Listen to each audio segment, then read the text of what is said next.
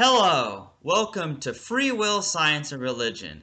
I'm Chandler Klebs, and I'm here with George Ortega, Michael Walsh, David Joseph, Mitch J, and Daniel Miessler, our newest co-host. And we have some new projects we're starting. One is we're trying to make an app related to teaching people that they don't have a free will, and we're also going to be relating it to the obesity subject and start a nonprofit organization and a whole bunch of interesting things that the co-hosts are discussing and how to move forward.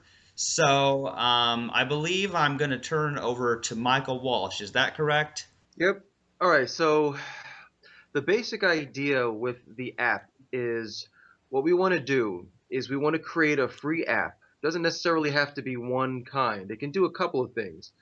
The main thing I envision it for is to take people through a step-by-step logical process whereby by the end of the app, they are essentially forced to conclude that there is no free will because every other possible route that they're going to go to is going to lead to nonsense.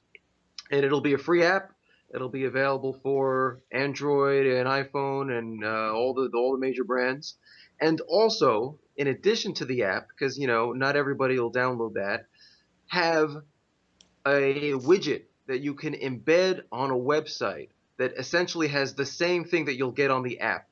And it should be made such that if someone sees it on a site and they like it, they'll be able to just copy it and copy the code for it and embed it on their site.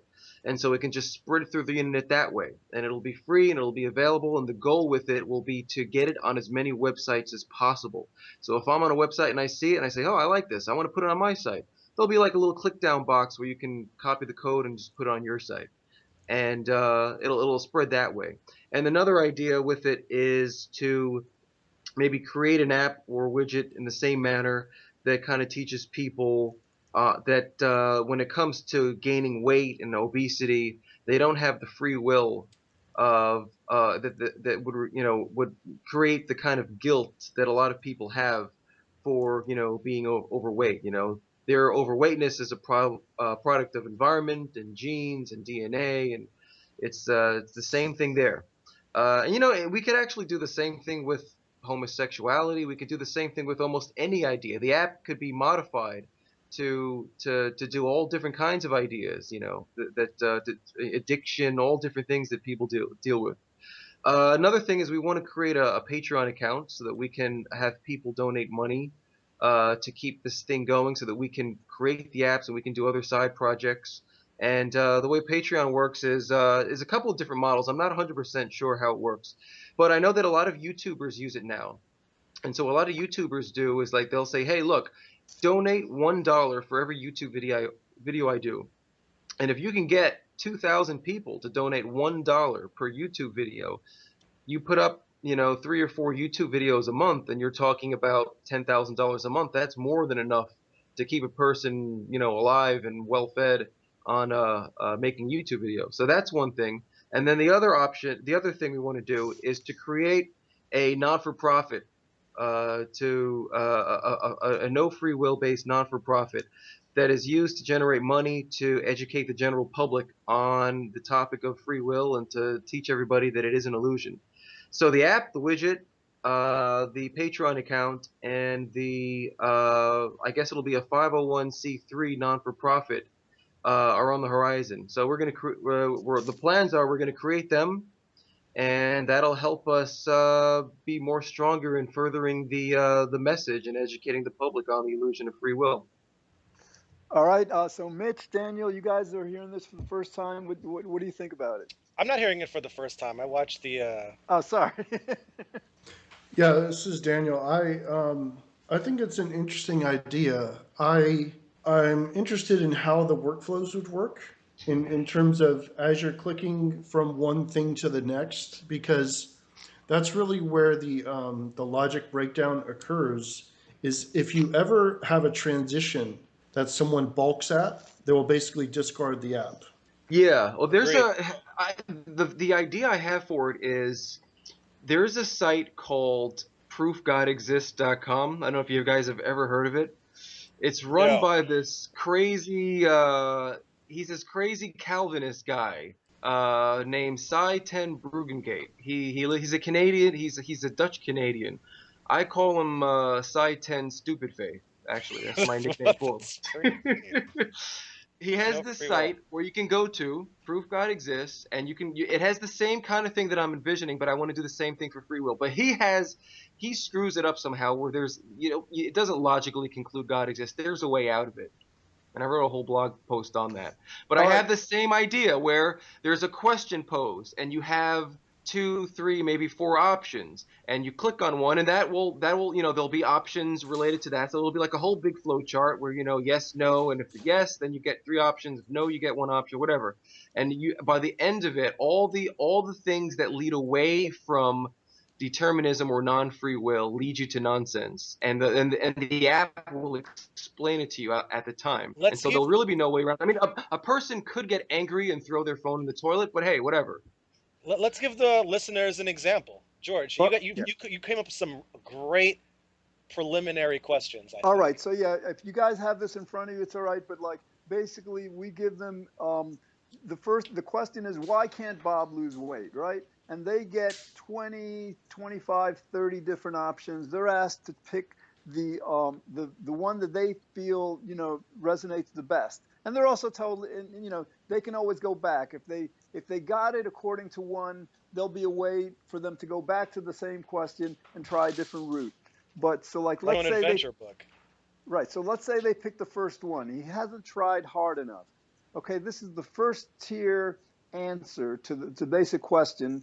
And now for that one, once they choose that, now the second tier is going to be much more simple than the first, because basically, one possibility is because let's say he wasn't raised to try hard enough. He had examples, whatever. Another thing is perhaps some kind of genetic explanation. So in other words, like in the second tier, there's not going to be 20 or 30 options. There'll probably be only 5 or 6 at most, and that will apply to all of them, because basically the second tier question will be asking, why was Carol able to lose the weight and Bob not able to? So again, like under that frame of reference, the second, third, fourth, and if needed a fifth tier, they'll be much, much more simple than this first tier question. Do you think it's possible for us to go through an example? Like, you think we could make up something on the fly here? Like, just go Absolutely. through a little pass. All right, so let's try. brainstorm the first one. Why, so Carol was able to lose weight, Bob wasn't. Let's say they select he hasn't tried hard enough. What would we respond to that? Okay, so a couple of things jump out to mind to me. There's, I don't like the way this is going already, but because of the answer. But there's research that basically says people react differently to different foods. But that's heading very much in the direction of it's not your fault, which is actually a harmful downside of the free will conversation, because now they're like, well, I'm just going to eat cheeseburgers and regular Coke because it doesn't matter what I do, it's not my fault. All right, no, Daniel, once we get them to understand that there is no free will, then the next thing was but we are not in any way saying that we can't lose weight. And then we'll go into the explanations. I honestly think, guys, that the one purely just on free will, without any additional stuff like weight gaining, obesity, drug addiction, or whatever, would be the easiest one. So that probably should be first. I don't know. You may have a point. I like the obesity idea. I mean, I'm open to whatever works.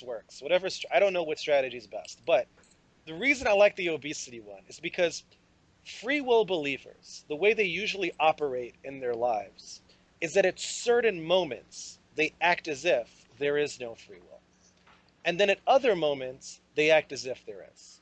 So when it comes to these kinds of issues, like Daniel was pointing this out, this emotional connection that we all have, I feel like, without even openly talking about free will, once they're going through this this labyrinth, of the reasons and the environment behind obesity and everything.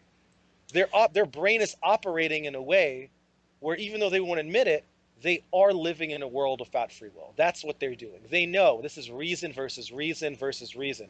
And when they go through this sieve, by the time they get to the end of it, it might be easier to talk to them about free will. So I kind of like this idea of introducing it with a auxiliary topic and Well, then shifting to the bigger yeah, one. yeah. I mean, I think actually, in terms of practicality and effectiveness, I mean, there's a slightly tangential topic, which is depletable will as a resource, which is less about free will and more about. So Scott Adams just did a big thing. He wrote about it in his blog and his book and everything. He basically built a diet that is based around not requiring will. So he specifically crafted his desires to be pointed towards the things that his body actually wants and needs. So he doesn't actually now desire the things that he doesn't want. I'm a little bit And confused, to be honest. I'm a little bit confused there. well, it doesn't matter, I guess. The point is that when you consume certain foods, it produces desires for bad foods. When you consume other foods, it reduces those desires. But I have another idea for this. Very similar, very similar. I think the most harm that is coming from free will and could maybe be in the app is not necessarily around obesity or exercise or health. It's actually more around emotional health. It's around um, a lot of women, a lot of guys too, but especially a lot of women who are like, I'm not good enough. He left me because I'm a bad person. I should have been better. Why can't I be a happy person? Why am I not a good person? Why do people hate me? This is like horrible. It's super destructive. And I think a general education in determinism and free will is much more likely to help someone like that in a dramatic way than even someone struggling with exercise and weight. I think Okay, we can do all of these projects, whatever works the absolutely. best. And I but think we can do Daniel, it. the reason we were like thinking about the overweightness is because you're right. Like people have self-esteem issues and blame issues and all. And there are other, this more direct approach is necessary. And certainly we will, once we get the app going, we're going to provide, maybe a dozen different kinds of, scenarios or questions. But the reason we're thinking about the overweightness is because 2/3 here in the United States, 2/3 of Americans are overweight, and we're trying to very directly appeal to this emotional, need that they have. In other words, like they have a very strong emotional need to believe in free will. We want to counter that with an equally strong belief. Again, that 2/3 of the population would, resonate with. The thing about like emotional health in terms of self-esteem, while it is a problem for a lot of people, my main field is happiness. So for example, here in the United States, like the average level of happiness is about 70%, which is, in my opinion, it's not all that great, but, people are generally happy. Um, there is like, 1 out of 10 people are on antidepressants, which isn't good. No. So again, like the reason I think for the overweightness, a full 2/3 of the American population is affected by this. What if, George, it was scientifically shown by clinical tests and studies that people who accept determinism or that they have no free will gain more weight after receiving that knowledge? Well, that's why, again, like there have been some attempts by free will believers to, for example, suggest that like people who don't believe in free will cheat more on these like lab tests and stuff. And actually, psychologists have begun to refute the methodology. I refuted it in my book, actually, in one of my books. But Michael, like, what we have to do is, basically these studies, if they're conducted well, they're not going to reach that conclusion because, like, in addition to explaining to people why they don't have a free will, it's crucial. It's all absolutely essential that we also explain to them that doesn't mean they're powerless. That doesn't mean that they're absolved of pragmatic responsibility. So we have to do that. We have to both show them that we don't have a free will, and then show them how that knowledge can actually even help them lose weight by not blaming themselves, by not adding. Agreed. Agreed. We talked about this many times. It's this incomplete education, right? So there have been these studies done that show, okay, you have like a neutral group of people that are they're unfamiliar with the issue, and you make up some fake scientific research, people who have a lot of faith in experts. Okay, so you make up some fake scientific research, and they go, hey, um, science has shown there's no free will. They've proven it conclusively, no free will. And how do they behave after that? And people talk about all the negative ways. They get all fatalistic and they do all kinds of negative behaviors. But then on the Yeah, other hand, there've been other studies that show, you give the same group of people and you ask them, how should you treat other people? And they want to give them shorter prison sentences. They're more compassionate, um, more empathetic. So the reason there's this issue, as George is pointing out, is because of a lack of education here. It's like you can't just tell them there's no free will and then stop there. You yeah. also So have to explain to them what are the consequences. yeah. So I actually think it's slightly different, but mostly agreeing. I think it's the presence of an improper education early on. So I wrote an essay where I compared this to sort of the stereotypical, like in the movies, like Catholic girl who's like, beaten and told God is judging her and she's super guilty and never smoke and never have sex and all this stuff. And then she gets to college in some liberal town and finds out, yeah, actually, God's not real. What does she do? She goes crazy. She starts Right, sleeping with right. everyone. She freaks out. She's just doing every drug and acting crazy. Meanwhile, her atheist roommate is like, hey, you should slow down. Like, that's crazy. So what's the problem? Well, the religious person says, well, she never should have lost her religion. That was the evil. No, the problem is she got an incorrect education in the beginning. You should start with there is no God, or there is no religion, or there is no free will. If you started there, you wouldn't go through that painful period, which required the rubber band to snap back. Yeah, her whole life she was raised with an emotional and psychological dependency on God and her religion. And once that was gone, suddenly it was like a crack in the dam that just exploded. And now she's doing drugs and having sex.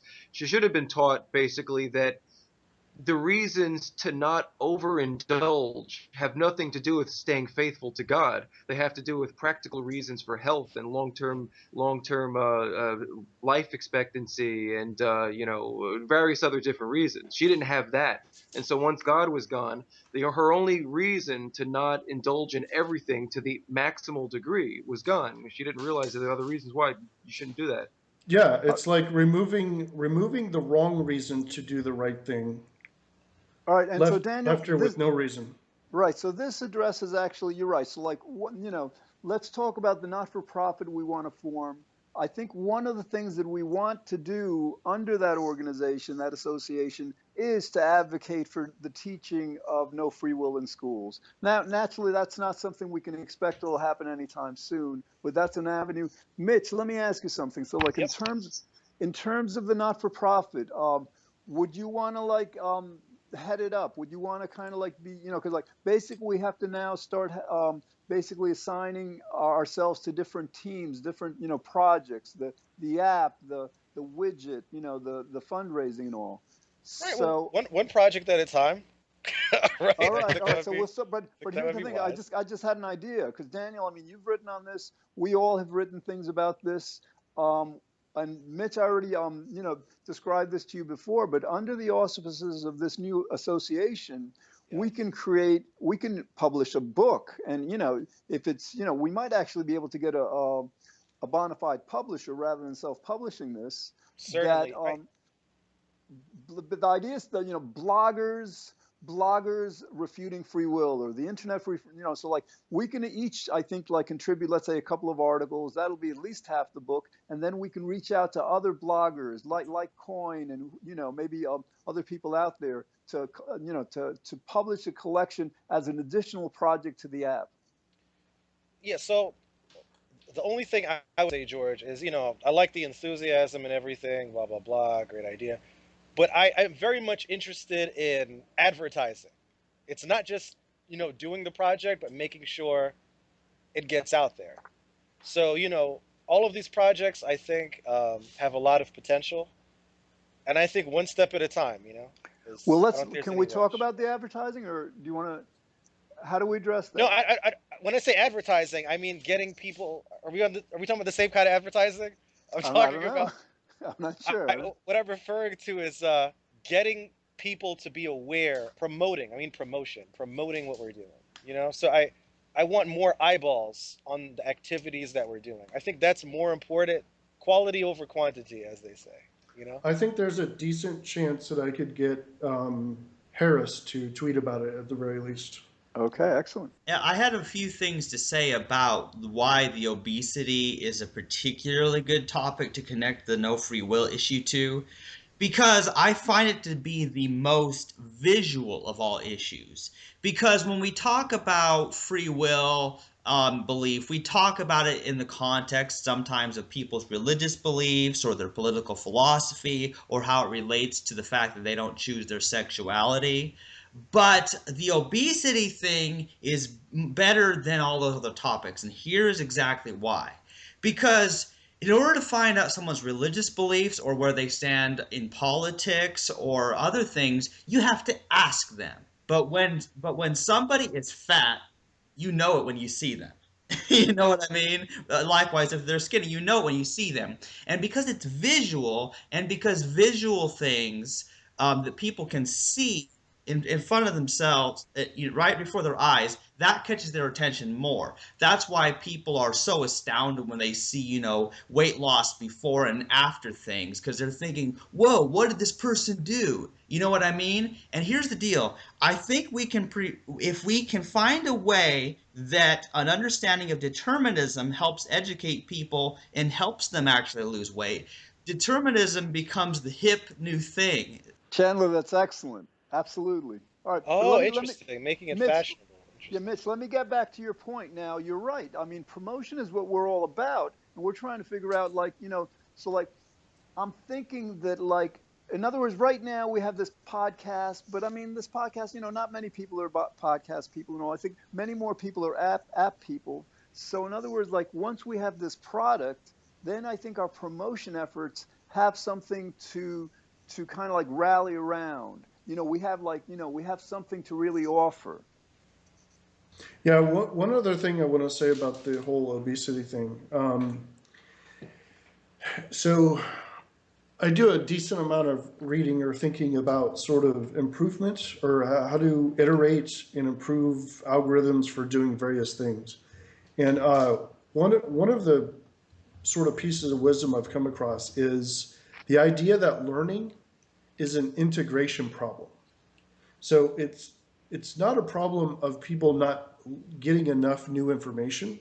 It's a problem of actually integrating that information into their daily routine. So we can't simply educate on free will and have them change what they do on Tuesday. I mean, we actually have to say, you used to eat the following things, followed by doing this, followed by doing this. Now you're going to change the order, remove this step, and do this instead. Here is what you do on Tuesday as a result of determinism. Okay? And that is a tangible thing that can actually change behavior. And not doing it will mean that they continue in their same behavior, which is very hard to change in the outset, and they won't really get much value from the app. Daniel, when you were talking about your mathematics professor or colleague, Yep. and I'm a math guy too, so I get really, Mitch is a math professor, a yeah. college So professor. I get really agitated when math people don't get the answer right because they are logical people. So it's very bother. All we do is logic. Anyway, but what is the short-term goal? Because a lot of the things you're saying, it seems to be like you are assuming the problem that we've passed the first barrier and we're at the next barrier. Like you're talking about integration problems now. So you're saying, well, after they've learned about free will, how do we get them to actually live a life based on this knowledge? But I feel like we're not even there yet. I feel like we're still at the first wall. Well, but Mitch, no, I Getting think people his to openly say, "Oh yeah, there's no free will." That's I Mitch, I feel. think I think his point, for example, like once we tell people that their obesity, their overweightness is not their fault, we have to go into now here's how you use this to lose weight. You Right, know, of course, agreed. but Agreed. Before they could even exit the app, that has to be like a big pop-up. oh Well, yeah. Yeah. this is exactly my point, right? When you say, hey, let me tell you an amazing quote or an amazing idea about how, life and happiness is different. The number one question we should be asking, and they should be asking themselves, is what am I going to do different tomorrow as a result of this new information? Is that when we hit them with the ad for Chinese diet pills? Possibly. We could even bait them with the name of the app. Like we could say something like, "You can lose weight because there's no free will." You know what I mean? That Like if might you be it. really Yeah, want to play that's to people's interesting. psychology. I really think there's got to be a way to do this, and I think we're getting closer. But once we just hit the nail in the right place, I think we're going to get it. Because one of the things that's come, because I started investigating free will originally in the context of exiting Christianity, the problem of evil, and that's what it was about. But then that led to determinism and the very simple but very powerful new idea to me at that time. At the time, it was a new idea that everything was caused. That was actually a new idea. And from that, now it's always about, well, so if somebody gained or lost weight recently, well, what's the cause for that? Well, what began it? So by looking at causality, that allows us to look at past experiences and then use that to get the results we want. How about Big Bang, weight loss, and you? Big Bang, weight loss, and you. Well, yeah, I mean, because ultimately, if they lose 10 pounds, that was the Big Bang that did it, right? How about losing weight by losing free will? I like Nice. it. I like that one the most. Yeah, That's nice. how much Ooh, write weight that down. does your free will belief take? Yeah. Yeah. Yeah, there's all sorts of funny little ideas we could come up with how this would work, but it's kind of interesting because I've noticed that that's the question when people are blaming somebody. Like, I've gotten comments recently on YouTube where people will say, "Well, I was in school and the kids would make fun of me for being fat," and it's like, come on, kids in at school blaming other kids for being fat and making fun of them, and they're not concerned about that person. They're not concerned about what caused it. All they want to do is point to someone and say and make fun of them and blame them for something. But under this understanding of causality and that nobody's fundamentally responsible, you can't do that. Instead, you're just thinking, how can I help this person?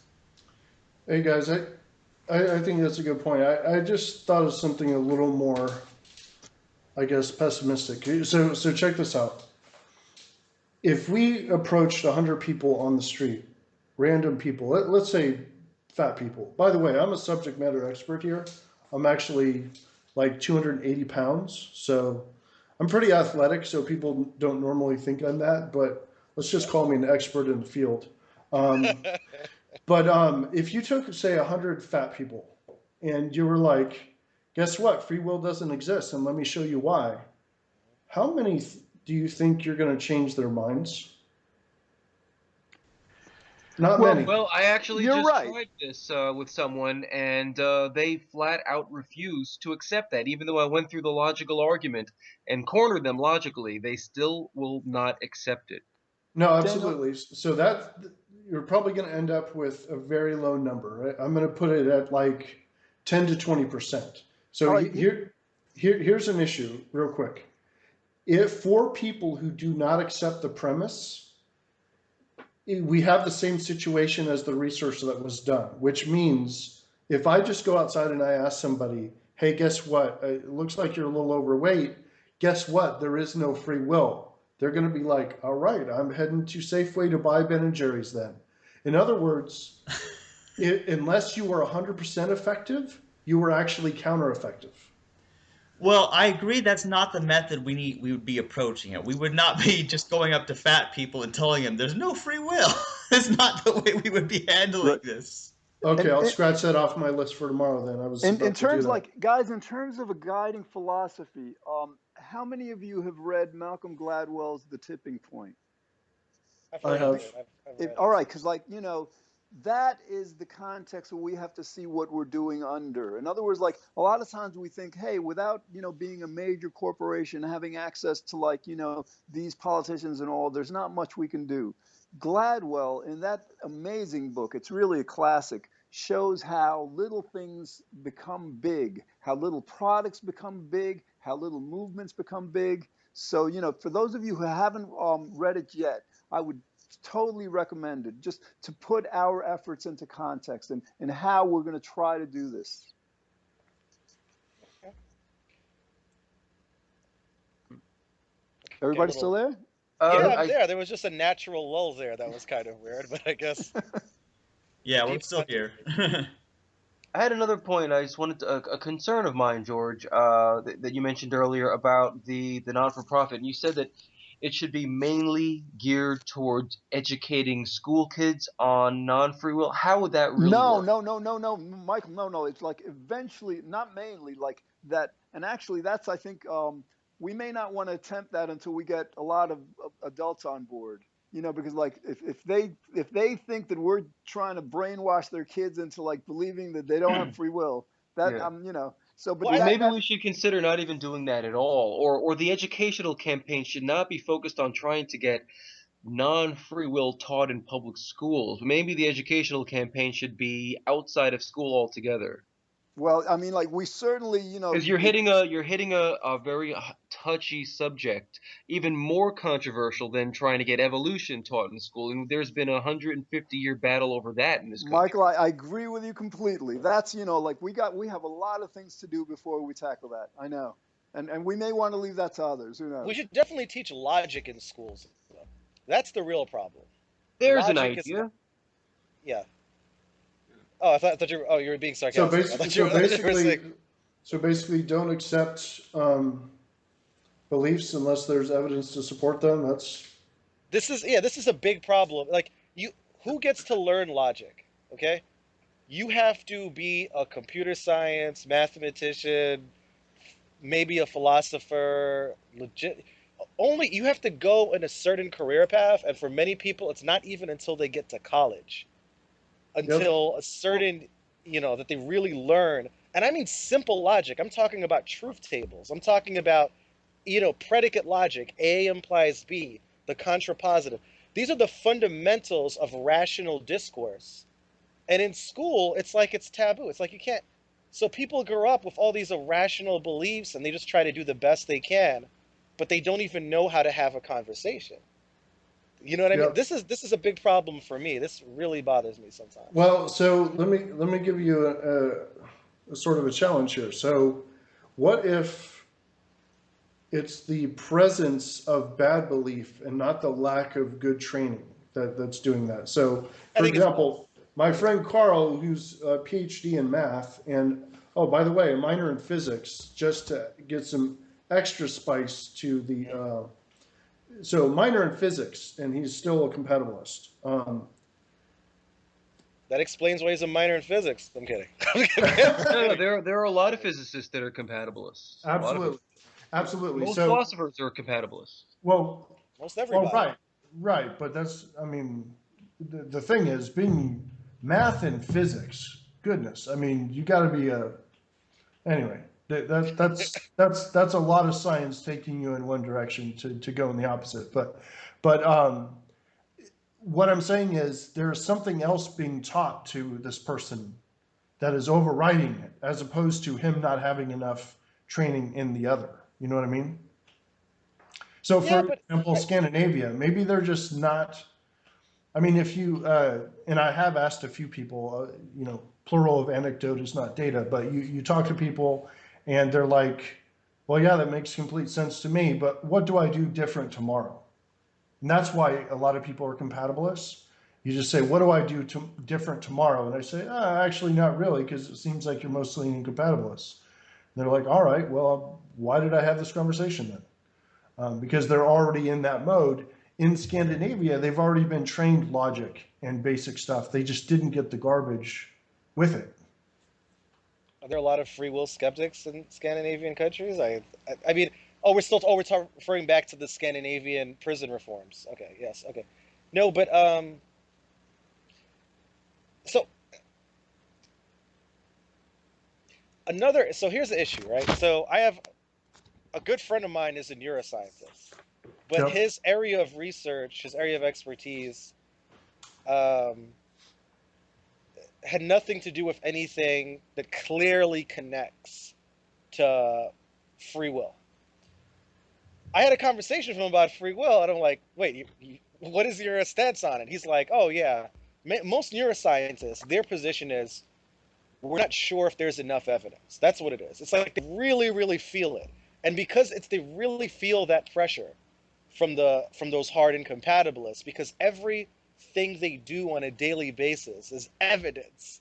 Just refuting free will, not in a logical way, but with anecdotal evidence. Mm-hmm. So even if they're not the most logical of people, even though they're not these strict logicians like a pure mathematician might be, the evidence is overwhelming, and that starts to move them.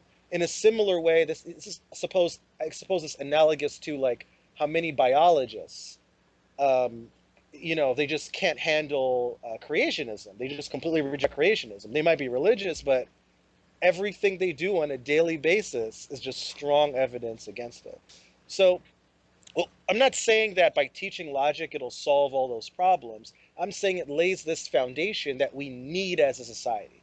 If we're going to progress you know, as human beings, we need to have an appreciation of logic and evidence. Yeah, no And doubt. from there, hopefully, it can help us in many different ways. Yeah, so one thing I would say, George, and just to sort of summarize what I was saying earlier, is I'm really worried that when you talk to 100 or 1,000 average people who have been programmed the exact wrong thing, it's like Catholicism for the schoolgirl, right? You remove that, and it produces the opposite of the behavior that we actually want. So it could be that because we can't get high acceptance of the root understanding idea of free will not being true, then we don't actually get a good outcome in the obesity case or in any case. They just they resign. They move more towards a nihilism, or I don't know, worse. I mean, they're just like, well, I guess there's just. Before I thought it was my fault. Now I think there's nothing that can possibly help me. Right. Well, we talked about fatalism a lot, right, George, in a recent Yeah, podcast? my take would be that if it got to that point where a lot of people were actually considering that or saying what's adopting a fatalist perspective, we will have achieved a lot. In other words, like we will have taken this like really obscure philosophical topic that nobody knows about and pretty much stood it into the mainstream. I mean, it's like so. Like you're right. There are going to be problems with overweightness, with people saying to themselves, "Well, hey, I don't have a free will. That means I can commit any crime. You can't blame me." But see, like I don't see how we can do our job of bringing it from this philosophical paradigm where they really don't get it. They haven't gotten it for decades into the mainstream where I think we have a much better chance of convincing people. We've got to start somehow, and again, like if we're considering that very special component of not just teaching people that they don't have a free will relative, let's say, to weight loss, but to teach them, very clearly, very persuasively, hopefully, how understanding that will help them to not blame themselves, to have higher self-esteem, to like, to actually lose weight easier, then the message might become, wow, this is a way to lose weight. So, I mean, I understand your concern, Daniel, but I don't see how we can promote the lack of free will without taking that kind of, without, understanding that risk, but, addressing it as best we can. I have. So one thing was going to try to do, I might still try to do it, but it sounds like this app would be a great venue, is you take a moral scenario and you give the free will answer and you give the non-free will answer. And you basically go down the list. So the app can actually display 10 scenarios, right? So it displays right to die. I remember it was really on my mind when there was some sort of right to die thing going on in Florida. But it was like, if sort of free will applied to right to die, you get one answer. Free will applied, or lack of free will applied to right to die, you get a completely different answer. You could do it for weight gain or obesity or physical health, and you could say, here's the free will answer, is that you are not a good person. You are an inferior person, and better people who make the right choices get the reward of looking better, and you make the wrong choices, so you don't get the reward, right? Here's the alternative. The alternative is the universe happened to you and you're overweight. The good news is there are things that you can do to change that, right? And we Daniel, can just that's go down brilliant. the list. That's brilliant. Absolutely. I like it. I had something to say related to, sometimes people reach the conclusion of fatalism, which is an incorrect conclusion from the no free will message, because there's a huge difference between determinism and fatalism. But I would like to illustrate why fatalism is still better than free will belief. And so here's what I want to do is I want to compare free weight belief to fatalism. Okay? Okay, so this is fatalism. Fatalism is where you're predetermined to be fat no matter what you do, because fatalism is more like your actions don't matter, as opposed to determinism where your actions do matter, but it's not truly up to you. So here's the deal.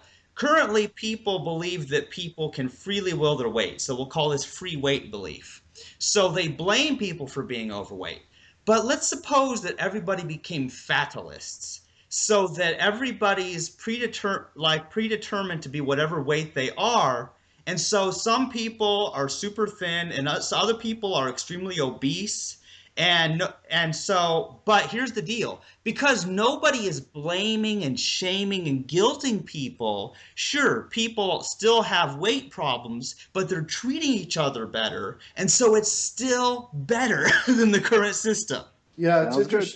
it's interesting because this is where the advanced compatibilist comes back in, right? Because when you tell someone that life is determined and there's a reason you're fat because of determinism, then you immediately drop off this end. Now, the moment the incompatibilist, us, say, no, hold on, you can make a change. You can evaluate your options and change your behavior in the future. Guess what the answer to that is? No, you can't. You actually can't change your behavior because you don't have free will. Well, hold on. Yes, you can. You can actually change your behavior and do something different, but you just said you couldn't. You just said we don't actually make choices. So this is why the compatibilist view of let's just call that free will is so attractive to certain people. Right. We have to differentiate between choosing and choosing freely. We'll say that, like, yes, in a certain colloquial sense, we choose all the time. It's just that we don't choose independently of factors beyond our control. And that's the message they have to, that has to be our message. Well, but let's be honest, right? It's people. The reason why it's so hard for people to shake off free will belief is precisely because of this. People want a sense of control over their lives. And they feel that through this idea, through this ability to control their lives, that's what allows them to accomplish goals. Yep. They don't like to hear, they don't want to, but I'm not really that interested in telling lies to people. I'd rather tell the truth and spin the truth. So I want to give the truth, but I want to present the truth in an optimistic way, as And opposed to telling little lies. So, an, yeah, you want to say it? Those might be go very ahead, similar. No, go ahead, guys. for example, I would say that determinism, this idea, when I started investigating this issue of free will and I came to the conclusion it's bogus, it's incoherent, blah, blah, blah, it gave me nothing but optimism. Because the way I looked at the world now was that I am not, for some reason, choosing to do bad things because of whatever incoherent sort of explanation I had. Instead, I am just an object. And if the right set of influences impact me, I could be anything. It's like you're limitless. You could do anything. You never know. If the right things come along, the right push and pull from the forces of the universe, you can be molded into anything. As opposed to thinking you are a bad person who is always making bad choices. It's like uh, Hey, so, so so what's the that's what protocol here? optimism is. Can we continue on with this line, guys? Because I'd like to get you on with this, but I feel like we should get back to Yeah, the no, no, optimism. no. Let's continue. Daniel, let me present something. So yes, what we may have to kind of like present to people in general, to the public, is that yes, you're going to lose something. This feeling of autonomy, this Mhm. feeling that things are up to us by understanding this truth. Just as like we lost, the feeling that we were special when we adopted evolution. People are going to lose something, but like um, we have to explain how they'll gain more. Let me just present one thing. I don't know if everybody is aware of this. Like basically, like the fat shaming and the losing weight is something that's sociological. Again, 2/3 of Americans. There's another issue that the free will belief is extremely but insidiously under the radar, extremely harmful. Um, when scientists tell people throughout the world, you know, what you're doing, what your family and your friends are doing is so horrible that by 2100, there may not be a human civilization, as a result of climate change. When people hear that, basically they can't handle it emotionally. And so, like in psychology, there's this defense mechanism that operates unconsciously below the level of our awareness that leads people to deny and reject any kind of indictment like that is so horrible that they can't accept. So again, like, so when scientists are telling these people, like, this is what you're doing, what people are hearing is, oh my God, of my free will, I'm potentially destroying the world. And that, I think, explains a substantial part of the free will denial. So, like, to the extent that we can get the scientists to shift course and say, listen, if you're blaming people, people aren't going to listen. If you tell people, listen, what we're doing, don't blame yourself, because, first of all, it's previous generations. Second of all, nothing is up to us. But what we're doing is so horrible. Then maybe they can listen to it and add, naturally, out of concern for their children and grandchildren and great grandchildren, they'll begin to do the right thing. But again, this is just one issue where we can like appeal to the public. Not that free will, abandoning free will is going to make things so much better, but that if we continue this free will thing, it might be a lot worse than it would be otherwise. I would like to offer one other thing here. Now, let's supposing somebody is on their deathbed, okay? Somebody is about to die and they are feeling guilty because they believed in free will all their life and they've done many things that they regret. They've hurt people, they've done things that they know are immoral, and they feel all guilty about this. Well, here's the deal. This message that it's not your fault, this message of no free will and understanding that it wasn't truly up to you, doesn't necessarily allow them to, in this particular case, because they are about to die in a few days, okay? It doesn't allow them to do things in the future based on the information, but the benefit of removing that guilt, that emotional pain of these regrets is such a powerful good thing that benefits even the people who are dying. And that's, I think, very important right there. So while I do think that it does help us achieve the results we want and does make a better society, just the removing guilt alone is all the reason I need to promote the message. Yeah, Chan- I like that a lot. I like that a lot. I just think we come into a conflict the moment the person goes off the edge, okay? Because here's what happens with unsophisticated people when you tell them this. They immediately jump to ad absurdum and they start thinking about all the people they hate. And they say, well, you're actually giving them freedom. You're actually telling me that they're not responsible for all the stuff that I hate them for. Therefore, I reject your idea, and now I don't really like you either, right? So that's the direction they go. Now, in order to counter that, you have to interject this new concept of no, but they can change, and they should be trying to change, and that is in fundamental conflict with determinism. We cannot say simultaneously that you have zero control and you should be trying to do better. Well, maybe there's another way. Maybe we should, like, it's kind of funny to say should, but maybe we could say it's incorrect to be using this language of should, because I do think the term should has a tendency to be wrapped around people's ideas of morality and moral responsibility. No question. And so the question is, this is funny. I know it sounds funny, but should we be using the word should or not? Well, Chandler, like for example, let's say we want to decide whether to go with an app, or let's say we're going to maybe launch a magazine. Yeah. Should we do one or the other? So again, we have to realize that a lot of these words have a colloquial meaning, that it's like it's useful, even though like most literally it may not reflect the ideas we want to present. But again, being consistent with what I said earlier, here's how you spin it around. It's about optimism. Instead of you should do this, it's you can better. Be optimistic. If Nice. the right set of influences come across, you can become better.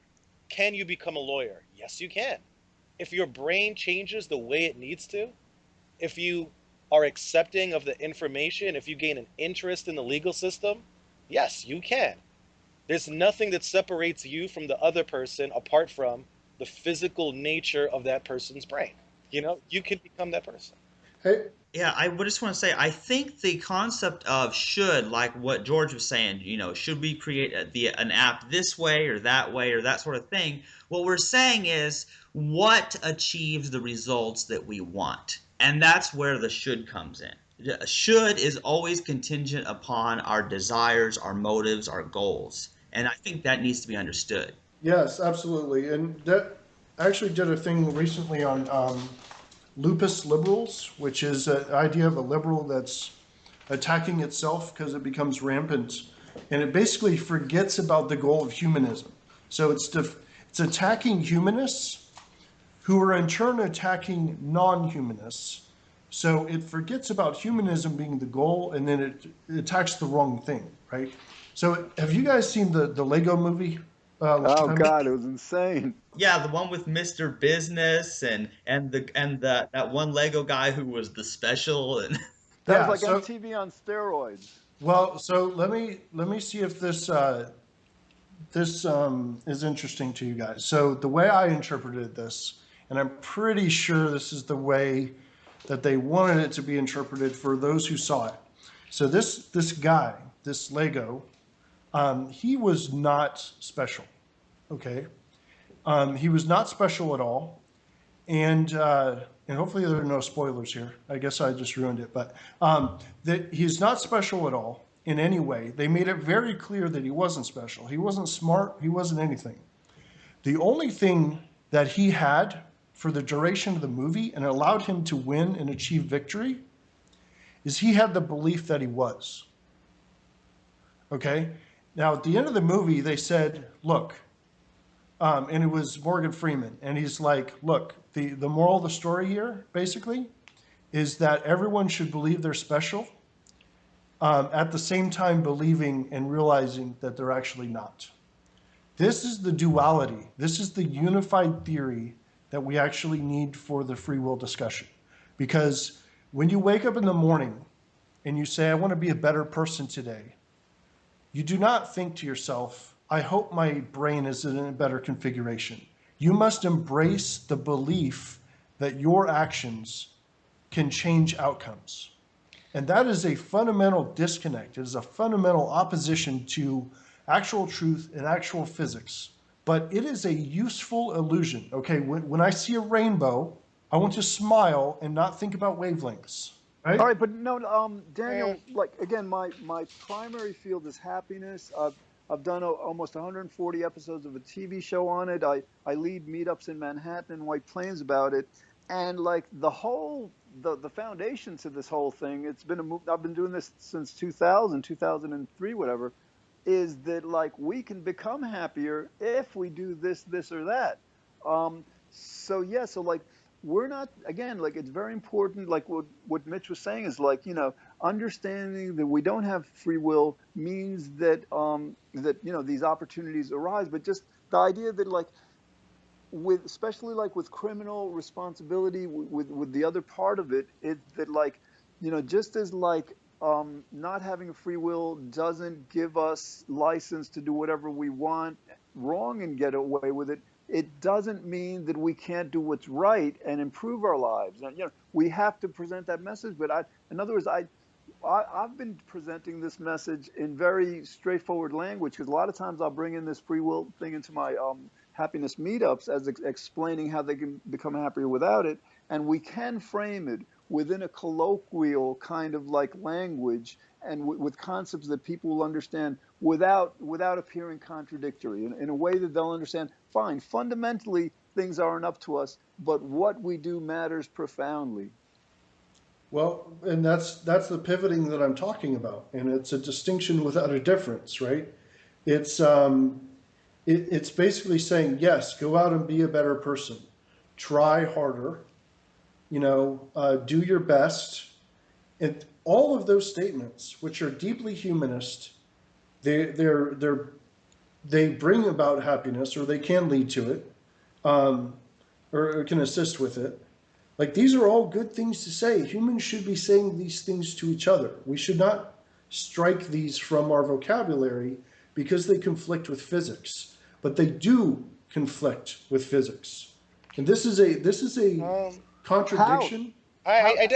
like I said, but I'm going to have to disagree a little bit here because, like I said, optimism is a little bit different than delusion, isn't it? So, the classical example is the glass, right? Is the glass half full or is it half empty?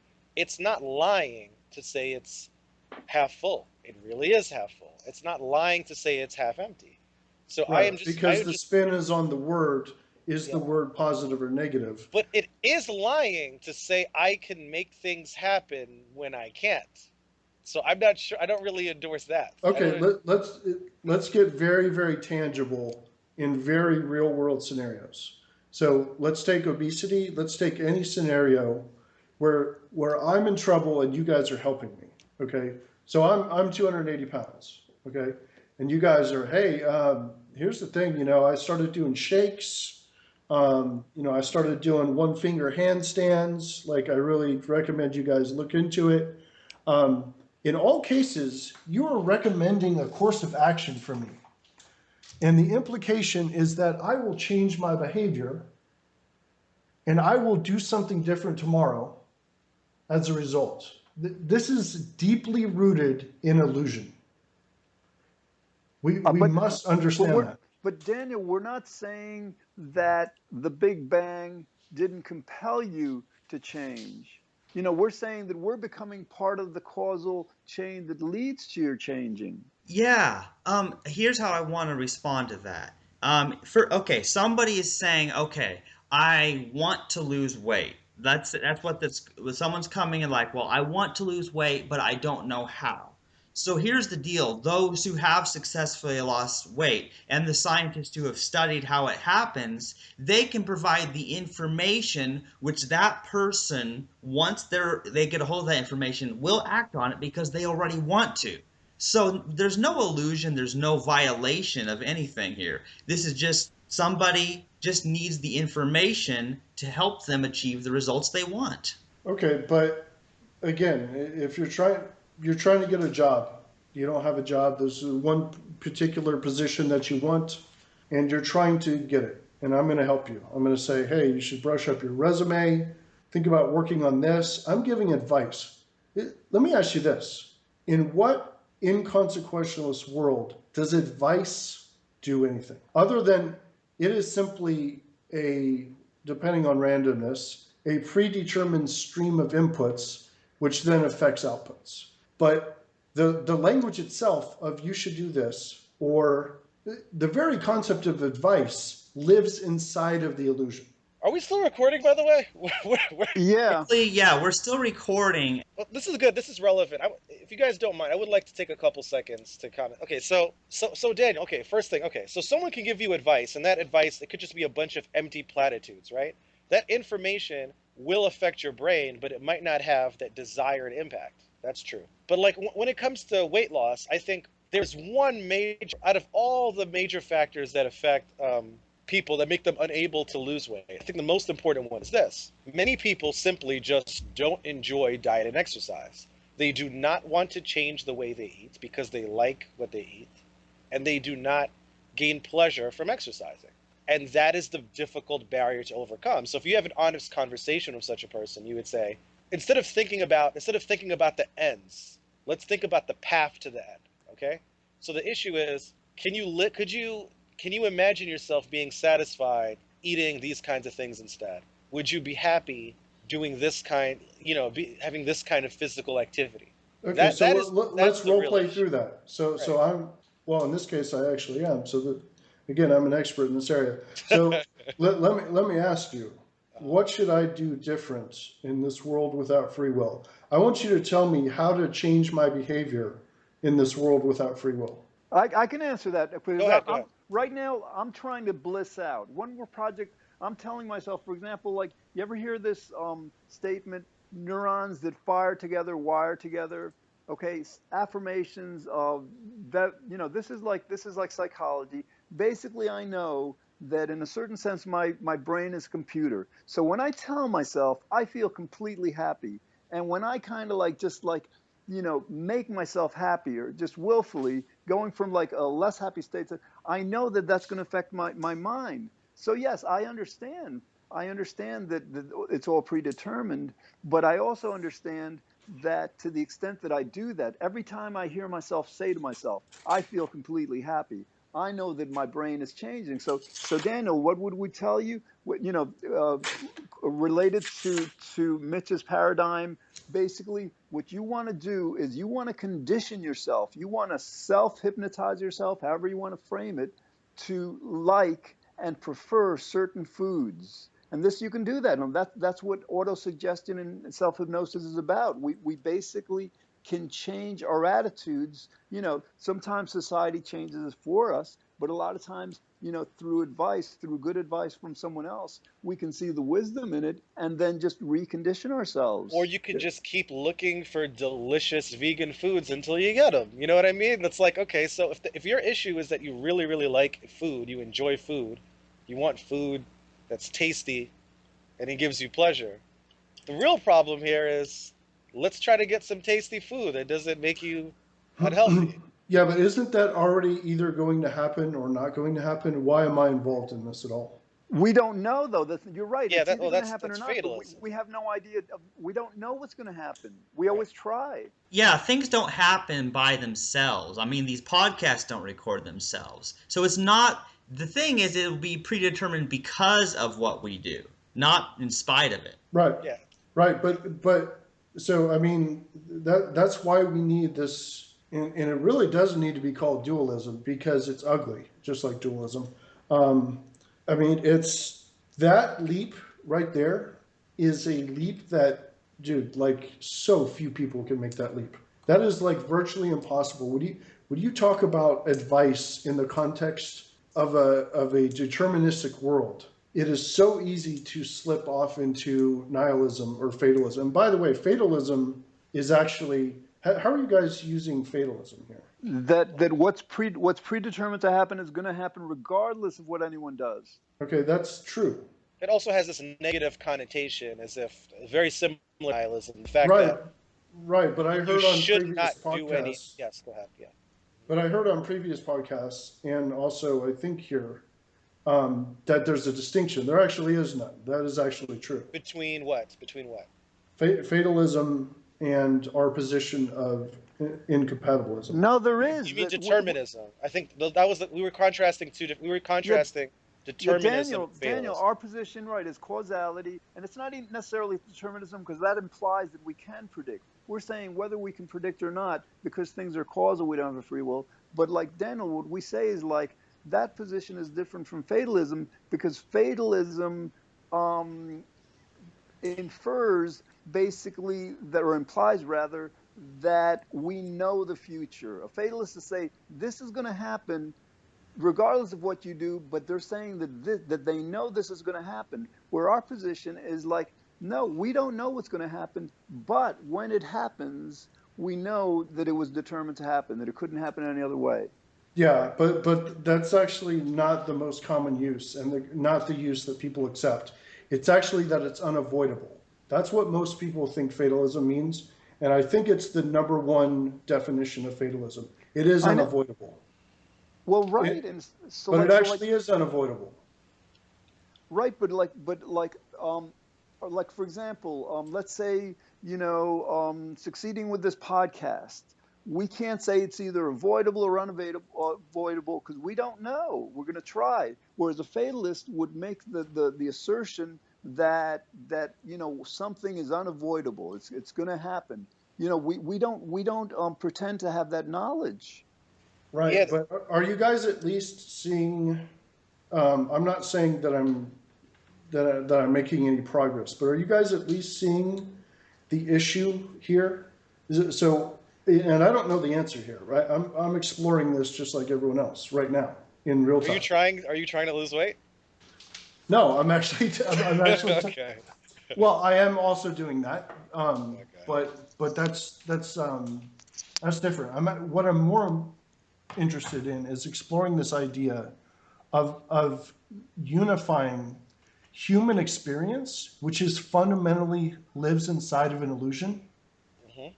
with the knowledge that it is an illusion. Okay, this pivot is required. I believe. I don't believe. So, for example, a perfectly logical or a perfectly consistent view and behavior for a human living as an incompatibilist in a deterministic universe would simply be untenable for a human. We cannot, our brains don't function in that way. Our societies are not built in that way. Our relationships are not built in that way. We cannot function as if things bump into each other and things happen. I do. So, Works well for me. Daniel, what? wait a minute. There's New Scientist, I believe in 2012, published an article refuting free will. In that article, I don't know what their source is, but they said about a third of the world doesn't believe in free will. And if you go back to pre-Stoic Greece, the Greek philosophers, before Stoicism, they had no term for free will. They had no term for will, but they had terms for fate and destiny, meaning that back then, the ancient Greeks believed that the gods controlled everything. So, like, we have both a modern day example and an ancient example of societies that actually, functioned understanding that everything was fated. Even some Hindu sects also still believe that everything's fated. Buddhism is without free will. That's why they're so accepting of everything. They Right, but literally don't believe in free will. they don't on one hand, but then on the other hand, they have an absolutist view, then they have a pragmatic view. They kind of like, but right, according to their basic philosophy, they shouldn't believe in free will because they believe in cause and effect. Right, right. So what I'm trying to say is that, and whoever commented a second ago and said they live their life that way every day, so do I. So do I. But not in a moment. Not in a moment. Okay. So let me give you a real crazy example. So this is my first time on this podcast. Okay. A couple of times in this conversation, amongst a whole bunch of people who absolutely believe that the Big Bang caused everything we've done here today. A couple of times I've stepped on a couple of people. They were completing a point. I got too excited. I jumped on them. What did I feel in my brain at that moment? Did I feel like the Big Bang did that and I should just continue because we're all incompatibilists here and that's not a problem? I shouldn't try to change that behavior. That is a fundamental flaw. That is not something that humans can do. Humans must be able to say, oh shit, I stepped on that guy. I'm a guest here. I should change my behavior. Simultaneously, I know that the Big Bang did that. These two things must coexist simultaneously. We agree completely. Absolutely. Well, but that means we have to give some credit to this other viewpoint, this other perspective. It doesn't mean it invalidates our perspective, but we have to give credit to what we should do different in the future within the illusion. Is anyone feeling me on this? But Daniel, what we're trying to say is we don't, the illusion isn't required to basically make that change that you just expressed. We can believe that everything is predetermined, that nothing's up to us, and still conclude that when we do something wrong, that we want to in the future not repeat it. Right, but to vow to try to change your behavior, to try and make that change and make an adjustment in oneself is fundamentally impossible. It is not possible to do, so it is by itself an illusion. Wait a minute, you said to vow to make a change is fundamentally impossible? What do you mean? Well, we know we can't change our own behavior. It either changes or it doesn't. This is the conflict. All right, here, but like what part of our message is that like fundamentally, most essentially, whether we change or not is not up to us. But we know that if we quote unquote try to change, we're upping the odds. This is a matter of probabilities. Like if we want to learn, for example, to play an instrument well, we know that the more we practice, the better we'll get, even though nothing of it is up to us. Right, but humans, I don't feel like we should get away from the idea that humans want to improve themselves. They want to try to do these things. We need to keep those sort of, it's like the rainbow. What is a rainbow? Is it beauty or is it light waves? It's both simultaneously. And we want to use the language, I think, of beauty and use the language of self-improvement and use the language of I should do better and I should do this. This language is helpful. We just need to be able to, but we have to respond to the advanced compatibilist when they say, what the hell does try mean in a universe without free will? I would love to meet this advanced compatibilist, by the way, because Dude, it's Carl. It's Carl and this guy that just showed up on my blog named Marvin, which Marvin Edwards is, sorry, I should have said his name, sorry. Okay, whatever, he's okay. He's a cool guy. I would not refer to him as an advanced compatibilist. Well, whatever. He's passionate. He's about as advanced as you're going to find. We could talk about Daniel, this. He's a compassionate compatibilist. That'd be great. Compassionate. Let them present this because, like, compassionate compatibilist. Yeah, what we would say to them is that I lost my point, but anyway, like Daniel, definitely invite them on the podcast. They both declined. It was very sad. Oh, too bad. We've invited Marvin several times in the past. He is not a. But what I lost my train of thought. But didn't we already address this issue in the last podcast? Which issue? The again, I'm drawing a blank, but Daniel, that objection that you said advanced compatibilists, will repeatedly make. Well, so my point is that human experience exists inside of a brain which is constantly sending illusory information to it. And we have developed through evolution the ability to see the illusion for what it is. And an advanced unified theory of this whole thing must simultaneously allow that illusion, allow the beauty, allow the experience, allow advice and trying and should not. All of this language and experience that is fundamentally based in a primitive language because it's based on a primitive belief in free will, it must persist because that's the way the world works. But what we must do is watch from above, knowing that it's not real, and step in when necessary, when reward or punishment gets out of line. All right. You I, know, Go sorry, ahead. just one quick. Some thinkers have said that even the illusion of free will is an illusion. So, you Daniel, you proposed the notion, throughout this most recent conversation, that at times you said, even within this interview, that we behave in a way as if we are temporarily, at least in the moment, sort of assuming a free will. But I Yes. really, really don't feel like that way anymore. The more I get into like investigating this issue, the more I get into talking about it, I don't really have as many moments really where I feel like anything I'm doing is consistent with a belief in free will.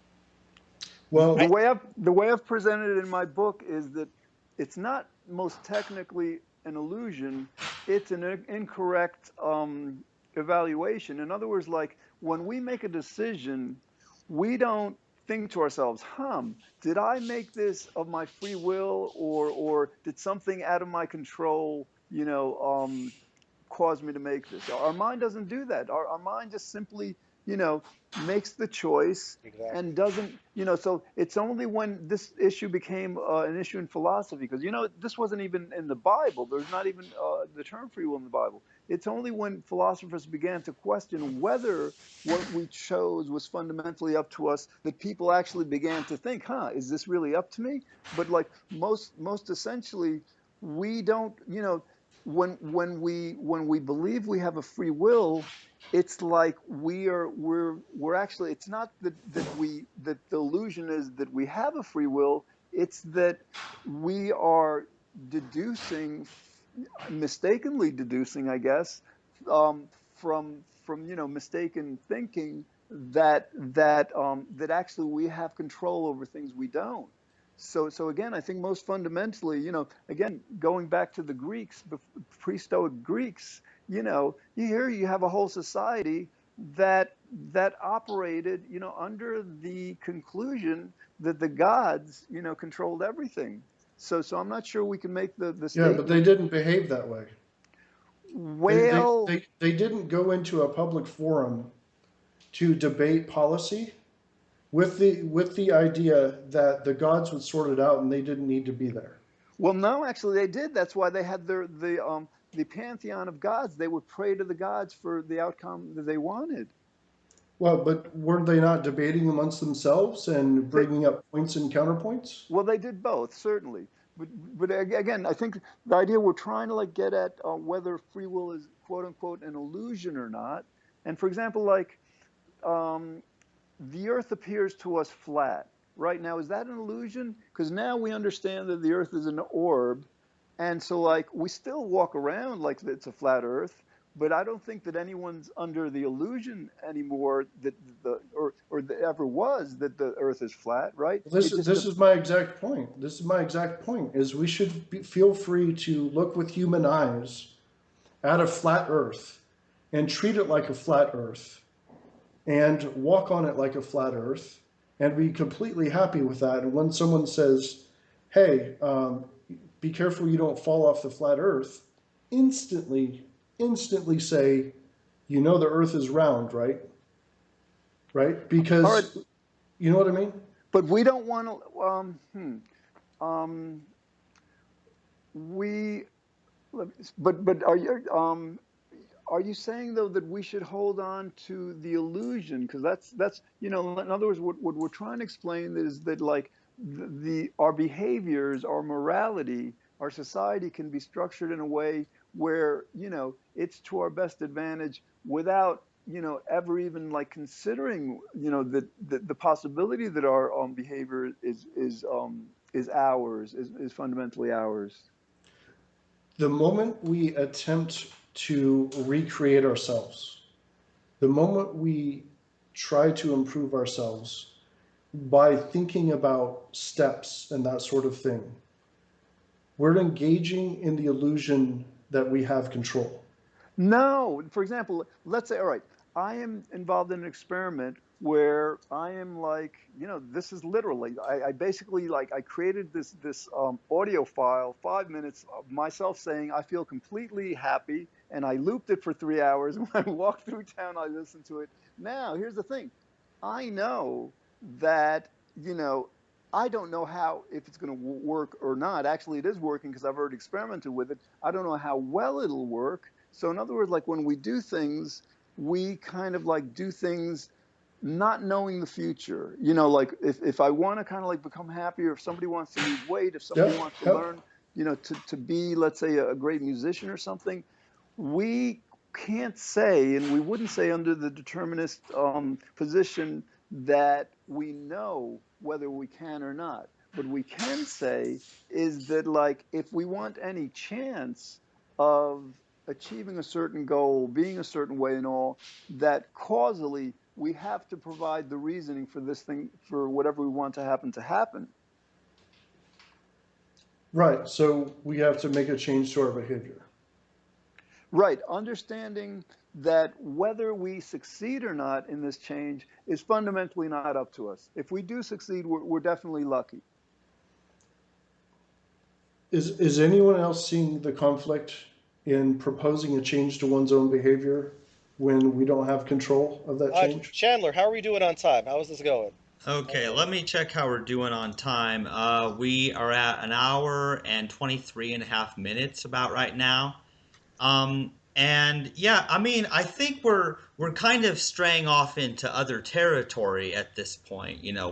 We're still getting back into this idea of illusions and yeah, different topics. And I mean, I really don't see how our position of no free will, no control, I don't really see how it conflicts with people getting the results they want to by acting on their desires, which they didn't choose.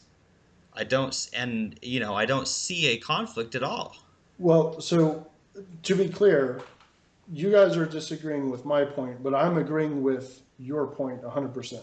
So I believe it's possible to maintain our position on free will while still doing these things. So in fact, that's what I'm proposing.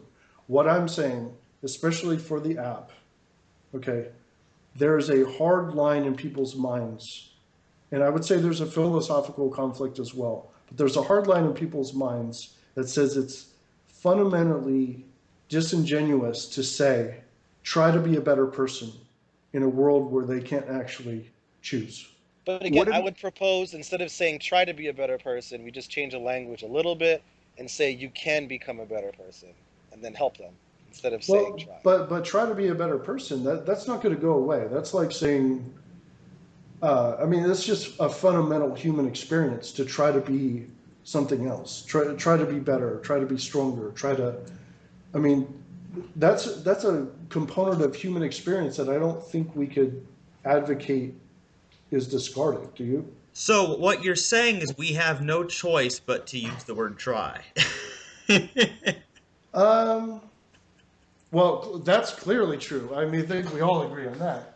Yeah. It just popped into my brain right before I said it.